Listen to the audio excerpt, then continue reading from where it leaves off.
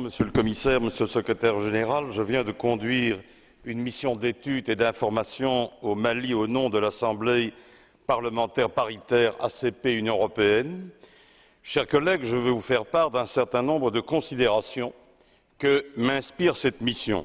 Il y a évidemment eu de grands progrès réalisés suite à l'intervention française, mais je crois quand même devoir vous dire qu'il reste un certain nombre d'incertitudes et de risques et de menaces.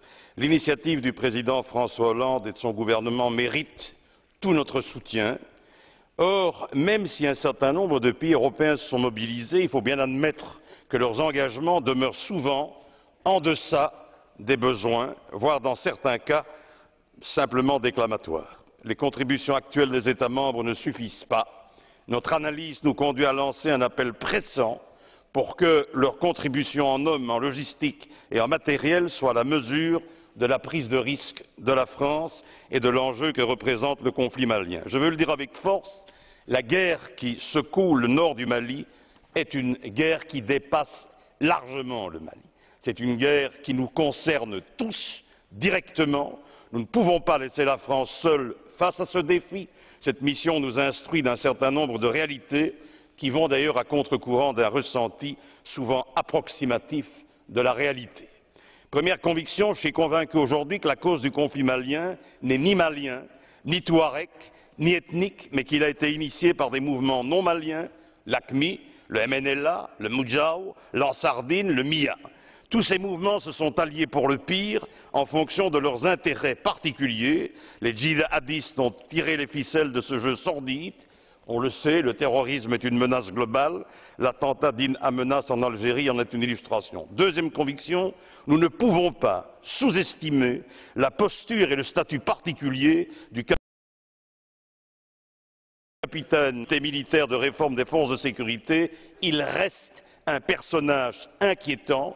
Le mandat et la visibilité qu'on lui a confiés avec une grande légèreté, voire une grande imprudence, lui confèrent une capacité réelle de nuisance. Son rôle le met en contact directement avec toute la hiérarchie militaire dont il se fait le porte-voix syndical. Les partenaires internationaux ont tout intérêt à accélérer la restructuration de l'armée.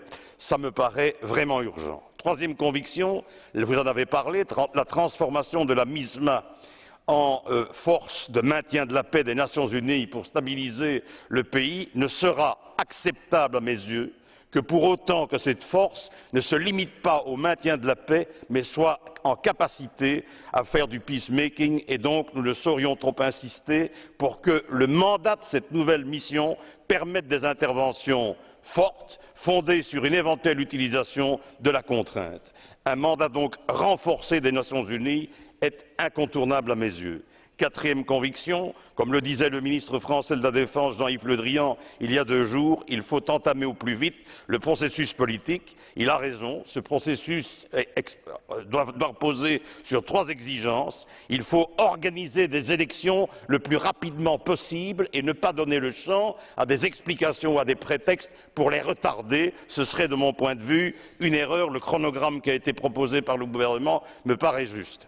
Deuxième exigence, on l'a dit, il faut activer la commission de dialogue et de réconciliation. Je suis d'accord, Monsieur le Commissaire, si l'on veut que ce soit une commission apaisante, il faut qu'il soit inclusif, bien entendu. Exigence dont on n'a pas parlé aujourd'hui, c'est l'absolue nécessité d'associer les pays du champ et de la région. Il n'y aura pas de stabilisation au Mali si on n'a pas inclus dans le processus tous les pays de la région. Et enfin, ça vient d'être dit, et je partage évidemment cet avis, il serait grand temps que l'Europe puisse parler et agir d'une seule voix et puisse jeter les bases d'une armée européenne capable d'être projetée dans des champs d'opération de ce type-là.